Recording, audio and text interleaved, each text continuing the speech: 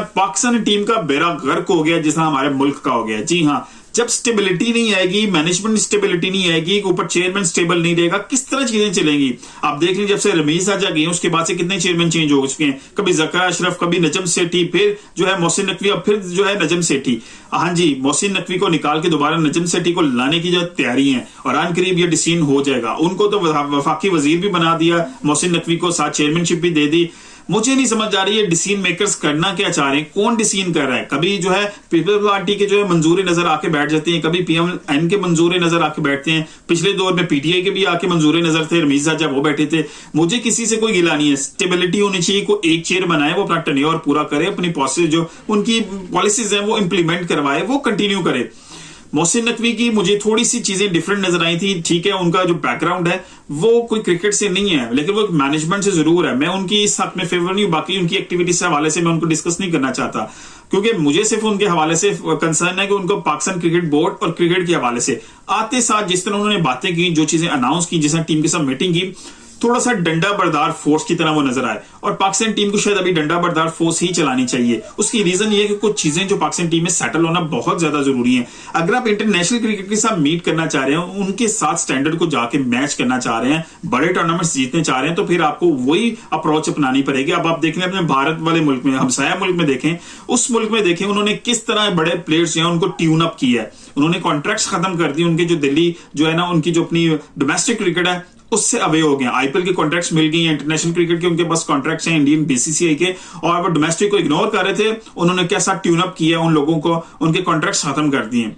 यही जो है ना सोच, इसी तरह की प्रोसेस, इसी तरह की स्ट्रिक्टनेस जो है ना वो चाहिए पाकिस्तान क्रिकेट बोर्ड के साथ। प्लेयर्स जो है आप देखें फिटनेस के हवाले से, मैं बाबर आजम हो या कोई भी प्लेयर हो, इसमें किसी को बख्शिश नहीं होनी चाहिए। आपका फिटनेस का लेवल कैसे आप इग्नोर कर सकते हैं। आप इंटरनेशनल क्रिकेट के अंदर मैच कर रहे हैं लोगों को, आपने कितने अर्से से जो है ना फिटनेस की कोई ट्रेनिंग नहीं की, कोई उसके जो है आपके पास टेस्ट मौजूद नहीं है, कोई रिजल्ट्स मौजूद नहीं है, फिटनेस पे कोई जो है कंप्रोमाइज नहीं होना चाहिए, लेकिन यहां पर हर चीज कॉम्प्रोमाइज थी।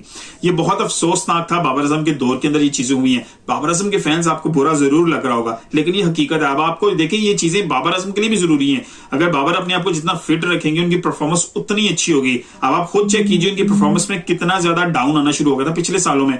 शायद उनकी फिटनेस का बहुत ज्यादा रोल रहा होगा उनके हवाले से, क्योंकि उनका थोड़ा सा बल्कि पेट भी आपको नजर आएगा कुछ मैचेस के अंदर।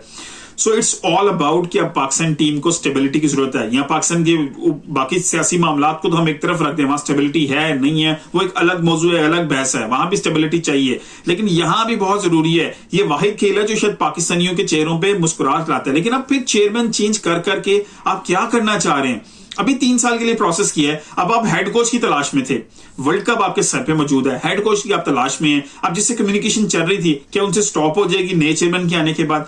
पूरी दुनिया में मजाक बन के रह गया है। आईसीसी वाले सोचेंगे इनके अपने जो है ना चेयरमैन जो है स्टेबिलिटी नहीं है, और से कोई वो सैंक्शन उनकी तरफ से भी आ जाए कि इतनी इंटरवीन हो रही पोलिटिकली, इतनी इंटरवीन। श्रीलंका के ऊपर तो बैन लगा, उनके बोर्ड पे तो इंटरवेंशन हुई, पाकिस्तान में भी होती है, इंडिया में भी होती है, बांग्लादेश में भी बड़ी क्लियरली इंटरवेंशन है यार। इंटरवेंशन इतनी ज्यादा है कि आप आईसीसी अगर चाहे तो डायरेक्टली तमाम एशियन बोर्ड्स को बैन कर सकता है, बिल्कुल कर सकता है, लेकिन वो बहुत रिलैक्स्ड है, क्योंकि आईसीसी को पता है, बाकी ब्रॉडकास्टर को पता है, भाई इनको बैन कर देंगे तो पैसा कहां से जनरेट होगा, कहीं से नहीं जनरेट होगा। तो फिर यहां पर तो मुश्किल है बाबा। श्रीलंका वाले तो बड़े मुश्किल हालात में तो उन्होंने कर दिया, एक थोड़ा सा दिखाने के लिए समझे आप, आईसीसी ने थोड़ा सा दिखा दिया जी हमने बैन किया, दोबारा रीओपन कर दिया है, दोबारा टीम आगे खेल रही है, हर चीज है।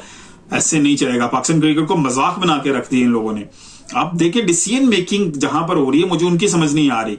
आपने बच्चों की तरह, वैसे बच्चे भी खिलौने इस तरह चेंज नहीं करते कि एक चीज खिलौना ले लिया, दूसरा छोड़ दिया, फिर तीसरा पकड़ लिया, चौथा छोड़ दिया, इतनी जल्दी स्विचिंग कमाल कर दिया। मोहसिन नकवी के हवाले से 1-2 चीजें मुझे जो अच्छी लगी है ना, वो आई थिंक उन्हें कंटिन्यू करना चाहिए। अगर मेरी कोई आवाज कहीं तक पहुंच सके, कोई सुन सके, और उन्हीं को कंटिन्यू करना चाहिए। उसकी सिर्फ रीजन ये है, उनका जो है बैकग्राउंड तो क्रिकेट से रिलेटेड नहीं है, लेकिन उनके जो 2-3 से डंडा बरदार फोर्स की तरह जिस तरह उन्होंने इंटेंशन शो की है, दैट इज वेरी इंपॉर्टेंट। एक तो चीज ये कि जिस तरह उन्होंने प्लेयर्स को बताया जी मुझे हर बंदे की फाइट नजर आनी चाहिए क्रिकेट के अंदर, मैं पूरी टीम चेंज कर दूंगा। खैर it's not possible like this कि आप चेंज पूरी टीम कर सकें, लेकिन इंटेंशन जरूर शो की, खिलाड़ियों के कान जो है ना वो खोल दी कि भाई साहब लड़के हारें, लेकिन लड़के हारें, ये नहीं है कि आप बिल्कुल आउट ऑफ फाइट होके मैच हार रहे हैं।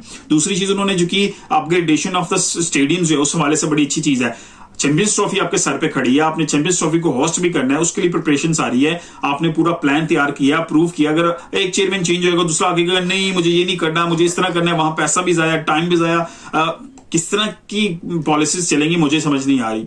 अब वो जो चैंपियंस ट्रॉफी के हवाले से आप ग्रेडेशन चली थी स्टेडियम के हवाले से, वो भी नकवी साहब का एक अच्छा फैसला था कि जो सिलेक्टेड स्टेडियम है उनको जो है अच्छी तरह सिलेक्ट किया, उनको रेनोवेट अच्छी तरह किया जाए, स्टेडियम में थोड़ी स्पेस को और ऊपर लाया जाए, जितनी बीच में गैप मौजूद है ग्राउंड और तमाशे के दरमियान इसको कम किया जाए, ताकि जो लाइव देखने आए उनको लाइव का एहसास ज्यादा हो। अब इंडियन के स्टेडियम्स देखे वो बिल्कुल पैक होते हैं, वो इसीलिए ज्यादा पैक और ज्यादा इंजॉय लग रहा होता है। आप आईपीएल के स्टेडियम आप देखिए मैचेस हो रहे हैं, पूरा क्राउड ऊपर चढ़ा होता है इस ग्राउंड के ऊपर, प्लेयर्स को भी मजा आता है, वो एंजॉय करते हैं कि जो पूरी पार्टिसिपेशन हो रही होती है क्राउड की तरफ से भी, जो क्राउड जो शायद हमारे लॉर्ड स्टेडियम में ज्यादा हो, बाकी उनके स्टेडियम में इंडिया के कम हो, लेकिन वो पैक इस तरह हुए हैं ऊपर बिल्कुल चढ़े हुए हैं, तो वो ऐसे लग रहा होता है पूरा का पूरा स्टेडियम चढ़ा हुआ है, फुल खचाखच बड़े हुए स्टेडियम लगते हैं।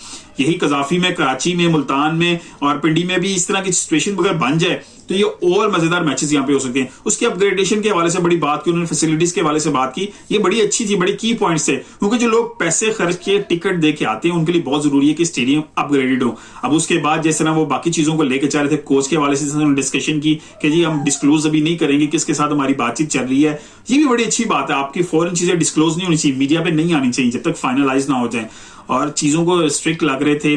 और चैंपियंस ट्रॉफी के हवाले से क्यों इंटेंशन शो कीजिए इंडिया को, हम पाकिस्तान कोशिश करेंगे अब पाकिस्तान के अंदर सारे मैचेस करवाएं, वहां पे बड़ी बड़ी पॉजिटिव रही, लेकिन बात में डिस्क्लोज नहीं करूंगा उनके साथ जो भी हुई मेरी इंडियन बोर्ड के बीसीसीआई के चेयरमैन के साथ। तो that was very good initiatives थे उनकी तरफ से जो नजर आ रहे थे। नजम सेठी साहब क्या कर लिया उस बंदे ने पास के अंदर, मुझे नहीं समझ आ रहा, इसको दोबारा लाया जा रहा है।